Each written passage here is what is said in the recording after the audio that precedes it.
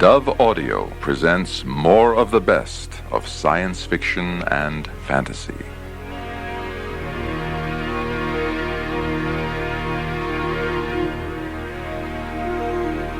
The Sentinel by Arthur C. Clarke. The next time you see the full moon, high in the south, look carefully at its right-hand edge and let your eye travel upward along the curve of the disk. Round about 2 o'clock, you will notice a small, dark oval. Anyone with normal eyesight can find it quite easily. It is the Great Walled Plain, one of the finest on the moon, known as the Mare Crisium, the Sea of Crises. 300 miles in diameter and almost completely surrounded by a ring of magnificent mountains, it had never been explored until we entered it in the late summer of 1996. Our expedition was a large one. We had 2 heavy freighters which had flown our supplies and equipment from the main lunar base in the Mare Serenitatis, 500 miles away. There were also 3 small rockets which were intended for short-range transport over regions which our surface vehicles couldn't cross. Luckily, most of the Mare Crisium is very flat. There are none of the great crevasses so common and so dangerous elsewhere, and very few craters or mountains of any size. As far as we could tell, our powerful caterpillar tractors would have no difficulty in taking us wherever we wished to go. I was a geologist, or selenologist if you want to be pedantic, in charge of the group exploring the southern region of the Mare. We had crossed 100 miles of it in a week, skirting the foothills of the mountains along the shore of what was once the ancient sea some 1,000 million years before. When life was beginning on Earth, it was already dying here. The waters were retreating down the flanks of those stupendous cliffs, retreating into the empty heart of the moon. Over the land which we were crossing, the tideless ocean had once been 1/2 mile deep, and now the only trace of moisture was the hoarfrost one could sometimes find in caves which the searing sunlight never penetrated. We had begun our journey early in the slow lunar dawn, and still had almost a week of Earth time before nightfall. 6 times a day we would leave our vehicle and go outside in the spacesuits to hunt for interesting minerals, or to place markers for the guidance of future travelers. It was an uneventful routine. There is nothing hazardous, or even particularly exciting about lunar exploration. We could live comfortably for a month in our pressurized tractors, and if we ran into trouble, we could always radio for help and sit tight until one of the spaceships came to our rescue.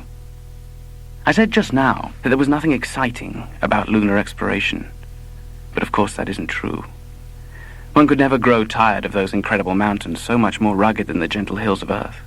We never knew as we rounded the capes and promontories of that vanished sea what new splendors would be revealed to us. The whole southern curve of the Mare Crisium is a vast delta where a score of rivers once found their way into the ocean, fed perhaps by the torrential rains that must have lashed the mountains in the brief volcanic age when the moon was young. Each of these ancient valleys was an invitation, challenging us to climb into the unknown uplands beyond. But we had 100 miles still to cover, and could only look longingly at the heights which others must scale.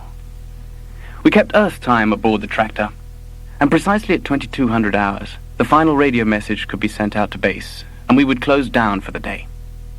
Outside, the rocks would still be burning beneath almost vertical sun, but to us it was night until we awoke again 8 hours later. Then one of us would prepare breakfast. There would be a great buzzing of electric razors, and someone would switch on the shortwave radio from Earth. Indeed, when the smell of frying sausages began to fill the cabin, it was sometimes hard to believe that we were not back on our own world. Everything was so normal and homely, apart from the feeling of decreased weight and the unnatural slowness with which objects fell. It was my turn to prepare breakfast in the corner of the main cabin that served as galley. I can remember that moment quite vividly after all these years, for the radio had just played one of my favorite melodies, the old Welsh air, David of the White Rock.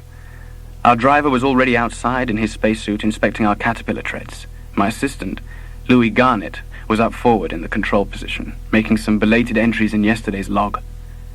As I stood by the frying pan waiting, like any terrestrial housewife, for the sausages to brown, I let my gaze wander idly over the mountain walls which covered the whole of the southern horizon, marching out of sight to east and west below the curve of the moon. They seemed only a mile or 2 from the tractor, but I knew that the nearest was 20 miles away. On the moon, of course, there is no loss of detail with distance, none of that almost imperceptible haziness which softens and sometimes transfigures all far-off things on Earth. Those mountains were 10,000 feet high, and they climbed steeply out of the plain as if ages ago some subterranean eruption had smashed them skyward through the molten crust. The base of even the nearest was hidden from sight by the steeply curving surface of the plain, for the moon is a very little world, and from where I was standing the horizon was only 2 miles away. I lifted my eyes towards the peaks which no man had ever climbed, the peaks which, before the coming of terrestrial life, had watched the retreating oceans sink sullenly into their graves, taking with them the hope and the morning promise of the world. The sunlight was beating against those ramparts with a glare that hurt the eyes, yet only a little way above them the stars were shining steadily in a sky blacker than a winter midnight on Earth. I was turning away when my eye caught a metallic glitter high on the ridge of a great promontory thrusting out into the sea 30 miles to the west. It was a dimensionless point of light, as if a star had been clawed from the sky by one of those cruel peaks, and I imagined that some smooth rock surface was catching the sunlight and heliographing it straight into my eyes. Such things were not uncommon. When the moon is in her second quarter, observers on Earth can sometimes see the great ranges in Oceanus Procellarum burning with a blue-white iridescence as the sunlight flashes from their slopes and leaps again from world to world. But I was curious to know what kind of rock could be shining so brightly up there, and I climbed into the observation turret and swung our 4-inch telescope round to the west. I could see just enough to tantalize me. Clear and sharp in the field of vision, the mountain peaks seemed only half a mile away, but whatever was catching the sunlight was still too small to be resolved. Yet it seemed to have an elusive symmetry, and the summit upon which it rested was curiously flat. I stared for a long time at that glittering enigma, straining my eyes into space until presently a smell of burning from the galley told me that our breakfast sausages had made their 250,000-mile journey in vain. All that morning we argued our way across the Mare Crisium while the western mountains reared higher in the sky. Even when we were out prospecting in the spacesuits, the discussion would continue over the radio. It was absolutely certain, my companions argued, that there had never been any form of intelligent life on the moon. The only living things that had ever existed there were a few primitive plants and their slightly less degenerate ancestors. I knew that as well as anyone. But there are times when a scientist must not be afraid to make a fool of himself. "Listen," I said at last. "I'm going up there, if only for my own peace of mind. That mountain's less than 12,000 feet high. That's only 2,000 under Earth gravity, and I can make the trip in 20 hours at the outside. I've always wanted to go up into those hills anyway, and this gives me an excellent excuse." "If you don't break your neck," said Garnet, "you'll be the laughing stock of the expedition when we get back to base. That mountain will probably be called Wilson's Folly from now on." "I won't break my neck," I said firmly. "Who was the first man to climb Pico or Helicon?" "But weren't you rather younger in those days?" asked Louis gently. "That," I said with great dignity, "is as good a reason as any for going." We went to bed early that night after driving the tractor to within half a mile of the promontory.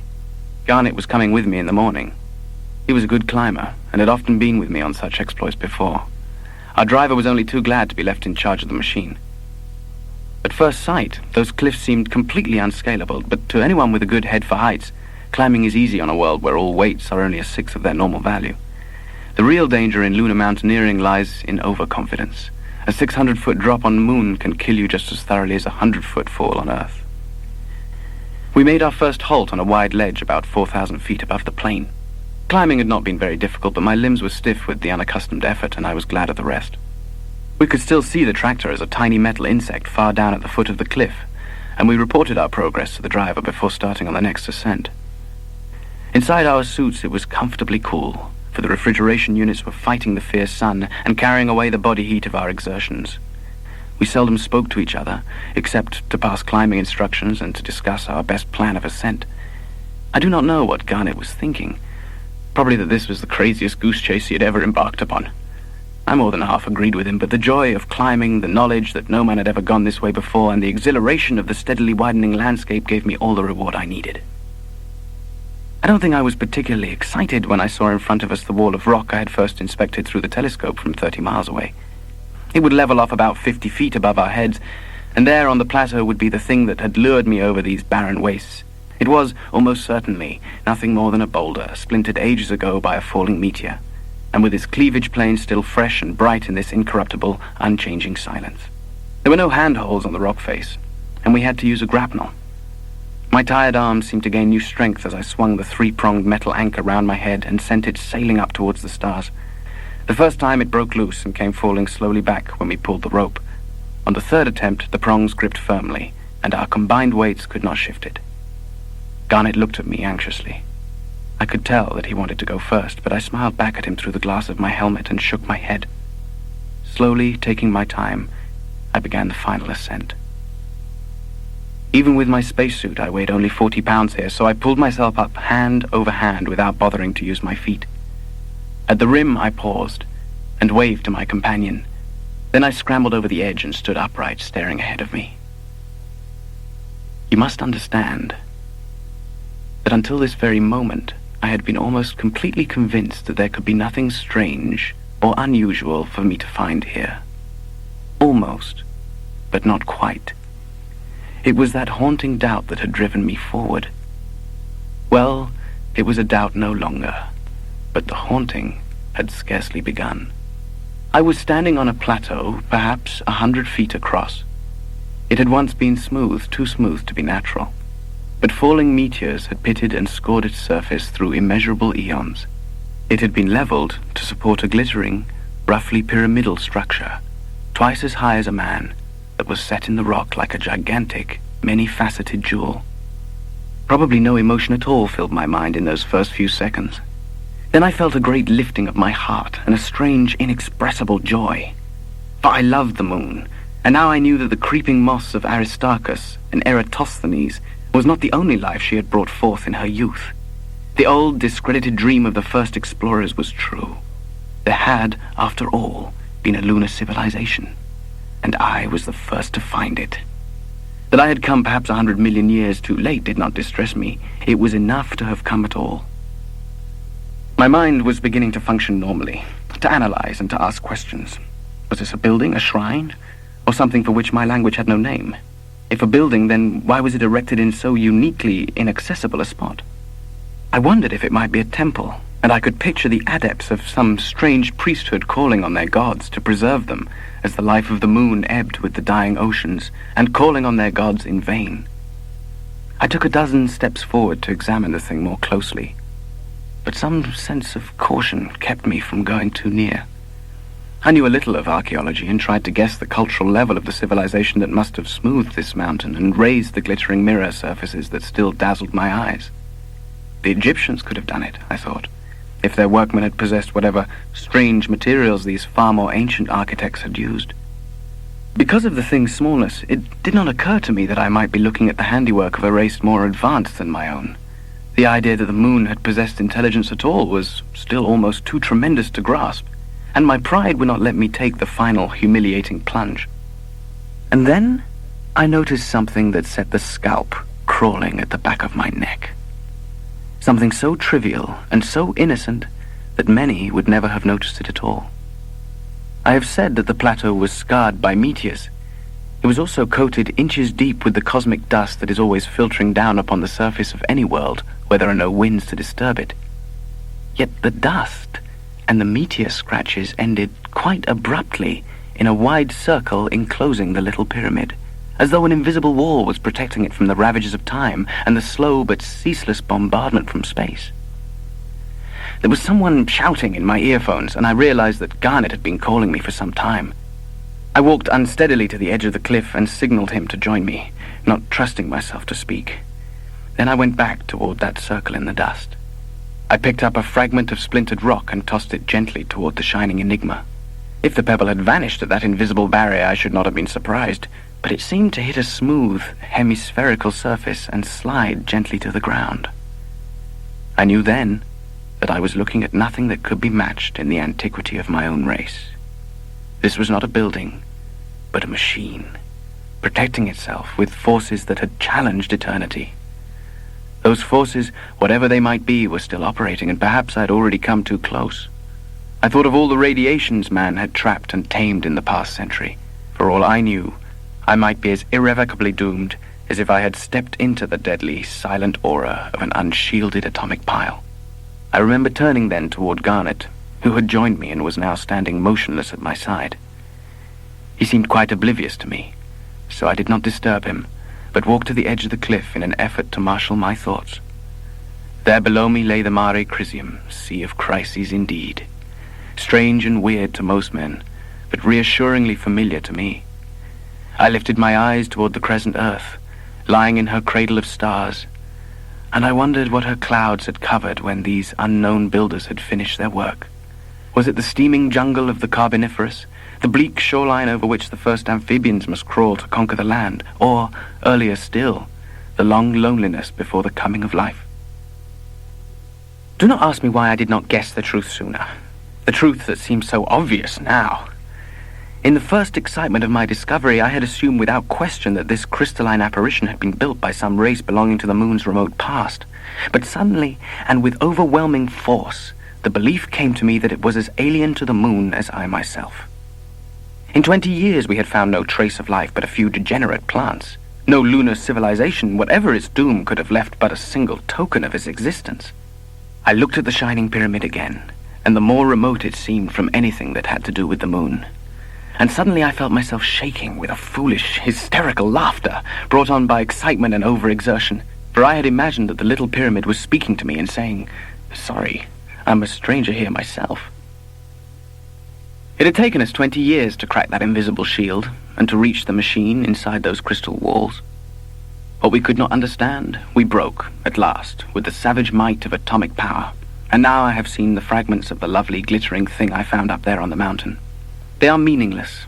The mechanisms, if indeed they are mechanisms, of the pyramid belong to a technology that lies far beyond our horizon, perhaps to the technology of paraphysical forces. The mystery haunts us all the more, now that the other planets have been reached, and we know that only Earth has ever been the home of intelligent life in our universe. Nor could any lost civilization of our own world have built that machine, for the thickness of the meteoric dust on the plateau has enabled us to measure its age. It was set there upon its mountain before life had emerged from the seas of Earth. When our world was half its present age, something from the stars swept through the solar system, left this token of its passage, and went again upon its way. Until we destroyed it, that machine was still fulfilling the purpose of its builders. And as to that purpose, here is my guess. Nearly 100,000 million stars are turning in the circle of the Milky Way. And long ago other races on the worlds of other suns must have scaled and passed the heights that we have reached. Think of such civilizations, far back in time against the fading afterglow of creation, masters of a universe so young that life as yet had come only to a handful of worlds. Theirs would have been a loneliness we cannot imagine, the loneliness of gods looking out across infinity and finding none to share their thoughts. They must have searched the star clusters as we have searched the planets. Everywhere there would be worlds, but they would be empty or peopled with crawling, mindless things. Such was our own Earth, the smoke of the great volcanoes still staining the skies, when that first ship of the peoples of the dawn came sliding in from the abyss beyond Pluto. It passed the frozen outer worlds, knowing that life could play no part in their destinies. It came to rest among the inner planets, warming themselves around the fire of the sun and waiting for their stories to begin. Those wanderers must have looked on Earth, circling safely in the narrow zone between fire and ice, and must have guessed that it was the favorite of the sun's children. Here, in the distant future, would be intelligence. But there were countless stars before them still, and they might never come this way again. So they left a sentinel, one of millions they have scattered throughout the universe, watching over all worlds with the promise of life. It was a beacon that down the ages had been patiently signaling the fact that no one had discovered it. Perhaps you understand now why that crystal pyramid was set upon the moon instead of on the Earth. Its builders were not concerned with races still struggling up from savagery. They would be interested in our civilization only if we proved our fitness to survive by crossing space and so escaping from the Earth, our cradle. That is the challenge that all intelligent races must meet sooner or later. It is a double challenge, for it depends in turn upon the conquest of atomic energy and the last choice between life and death. Once we had passed that crisis, it was only a matter of time before we found the pyramid and forced it open. Now its signals have ceased, and those whose duty it is will be turning their minds upon Earth. Perhaps they wish to help our infant civilization, but they must be very, very old, and the old are often insanely jealous of the young. I can never look now at the Milky Way without wondering from which of those banked clouds of stars the emissaries are coming. If you will pardon so commonplace a simile, we have set off the fire alarm, and have nothing to do but to wait. I do not think we will have to wait for long.